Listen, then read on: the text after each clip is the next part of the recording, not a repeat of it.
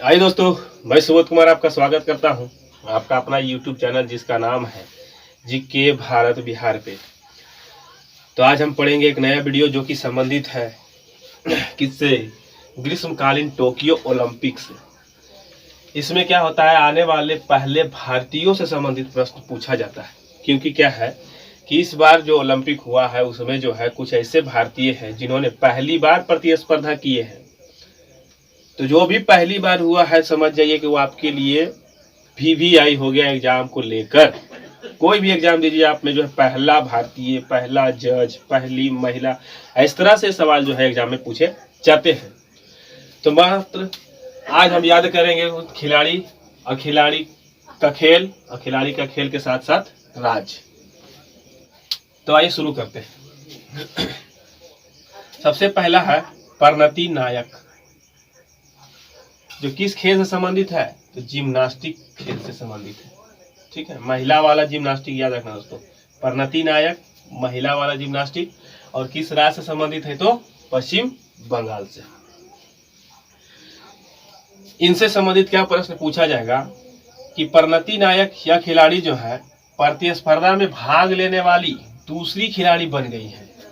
मतलब ओलंपिक में जो है जिम्नास्टिक प्रतिस्पर्धा में भाग लेने वाली दूसरी महिला खिलाड़ी कौन बनी, तब आंसर लगाना है परिणति नायक।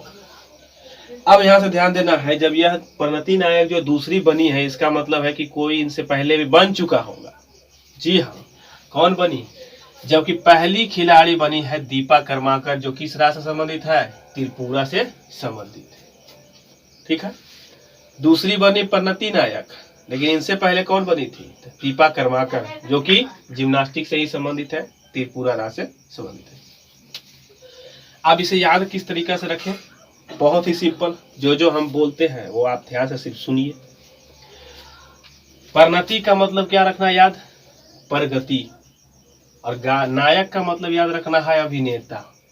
ठीक है, बस हो गया क्लियर। परिणति हो गया मतलब प्रगति, नायक का मतलब अभिनेता। तो आजकल देख रहे हैं अभिनेता का क्या हो रहा है कि उम्र तो बढ़ता जा रहा है लेकिन शरीर एकदम और खिलता जा रहा है। क्यों, क्योंकि उन्होंने क्या शुरू कर दिया है, जिम करना शुरू कर दिया। क्लियर, और जिम करना शुरू किया तो कहीं बाहर जाकर नहीं करते हैं, वो खुद कहाँ करते हैं, अपना ही बंगला पे करते हैं। क्लियर, तो परिणति नायक प्रगति, इसका अभिनेता, अधिनायक मतलब अभिनेता। कैसे, तो जिम करना शुरू किए, कहाँ किए, तो अपने ही बंगला पे, तो पश्चिम बंगाल हो जाएगा। यहाँ से क्लियर हो जाएगा। अब यहाँ से एक सवाल और बन जाएगा दोस्तों कि दीपा कर्माकर किस खेल से संबंधित है, तो जिम्नास्टिक से। किस राज्य से संबंधित है, तो त्रिपुरा से। परिणति नायक जिम्नास्टिक, किस राज्य से, पश्चिम बंगाल से। क्लियर। अब आइए देखते हैं दूसरा है अदिति अशोक, किस खेल से संबंधित है, गोल्फ से, और किस राज्य से संबंधित है, तो कर्नाटक से। क्लियर, इनसे संबंधित क्या सवाल पूछा जाएगा, गोल्फ प्रतियोगिता में चौथा स्थान प्राप्त करने वाला खिलाड़ी का नाम बताइए। तो इन्होंने जो है अदिति अशोक जो है गोल्फ प्रतियोगिता में कौन सा स्थान प्राप्त किया, ओलंपिक में चौथा स्थान प्राप्त किया। साथ ही साथ ओलंपिक के लिए क्वालिफाई करने वाली पहली भारतीय गोल्फर भी बनी है ये। ठीक है, क्वालिफाई करने वाली पहली भारतीय गोल्फर कौन बनी, तो लगाना है अदिति अशोक। क्लियर। अब इसको किस तरीके से याद रखेंगे, देखिए अदिति का मतलब याद रखना है अद्वितीय। अद्वितीय का मतलब ऐसा कि वैसा कोई दूसरा ना हो। अब देखिए अशोक के जैसा कोई दूसरा है, नहीं है। सम्राट अशोक के जैसा कोई दूसरा है, नहीं है। क्यों नहीं है, क्योंकि उनका जो लक्ष्य होता था अर्थात गोल जो होता था वह जो होता था एकदम फिक्स होता था, पक्का होता था। अद्वितीय अशोक का मतलब क्या, अद्वितीय। द्वितीय कौन, अशोक। अशोक का क्या होता था, जो गोल होता था, लक्ष्य जो होता था वह अद्वितीय होता था। मतलब दुनिया में वैसा दूसरा कोई नहीं होता, किसी का नहीं होता था। उन्होंने वो जो करते थे उस रियल में करते थे, नाटक नहीं करते थे। ठीक है, तो अदिति का मतलब अद्वितीय। काम किसका, अशोक का। क्या करते थे, वो लक्ष्य बनाते थे अर्थात तो गोल बनाते थे, वैसा बनाते थे जो कि रियल होता था, नाटक नहीं होता था। क्लियर। अदिति अशोक किस खेल से संबंधित है, गोल्फ से, और किस राज्य से संबंधित है तो कर्नाटक से है। कौन सा स्थान प्राप्त किया, चौथा स्थान प्राप्त किया, और ओलंपिक के लिए क्वालिफाई करने वाली पहली भारतीय गोल्फर भी बन गई। गोल्फ खेलती थी तो गोल्फर बनी, गोल्फ प्रतियोगिता में ही चौथा स्थान प्राप्त हुआ। सिंपल। अब देखिए बहुत ही सिंपल है, इन दोनों को एक साथ, बहुत ही आसान। नेत्रा कुमानन किस खेल से, नौकायान से, किस राज्य से तो चेन्नई तमिलनाडु से। बहुत ही सिंपल है दोस्तों। देखिए ना से नेत्रा और ना से क्या हो जाएगा नौकायान, नेत्रा नौकायान, नेत्रा नौकायान। और नौकायान देखते हैं, नाव देखे हैं, नाव उसमें क्या होता है चेन लगा हुआ होता है ताकि नाव जो है दूर नहीं चला जाए, धारा से दूर नहीं चला जाए। तो नेत्रा कुमानन नौकायान से संबंधित है और इन्होंने क्या कहां से संबंधित है तो चेन्नई अर्थात तमिलनाडु से। अब इनका क्या है, इनसे क्या सवाल बनेगा तो नौकायान प्रतियोगिता में भाग लेने वाली पहली भारतीय महिला खिलाड़ी बनी है। सिंपल, ये दोनों पहली बार भाग लेने वाली खिलाड़ी बनी है।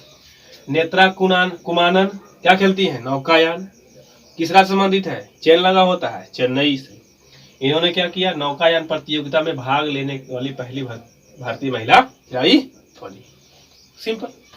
अगला है भवानी देवी, क्या खेलती है तलवारबाजी, किस राज्य से संबंधित है चेन्नई से। अब देखिए कितना सिंपल है, तलवारबाजी में भाग लेने वाली पहली भारतीय खिलाड़ी बनी है। सिंपल, वो नौकायान थी तो पहली बार भाग ली थी, ये तलवारबाजी खेलती है तो पहली बार ये भी भाग ली है। अब देखिए भवानी देवी से क्या है, अब याद करिए भवानी दुर्गा देवी का, उनके पास क्या होता है तलवार होता है।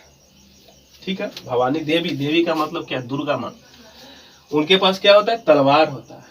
और जब तलवार उनके पास आ गया, बताइए कोई चैन मिलेगा किसी को, राक्षस लोग को, तो राक्षस लोग को क्या मिलेगा चैन नहीं मिलेगा। अर्थात उन्होंने क्या के है तो चेन्नई के हैं। भवानी देवी तलवारबाजी चेन्नई तमिलनाडु। क्लियर। अब इन दोनों को एक साथ याद करिए।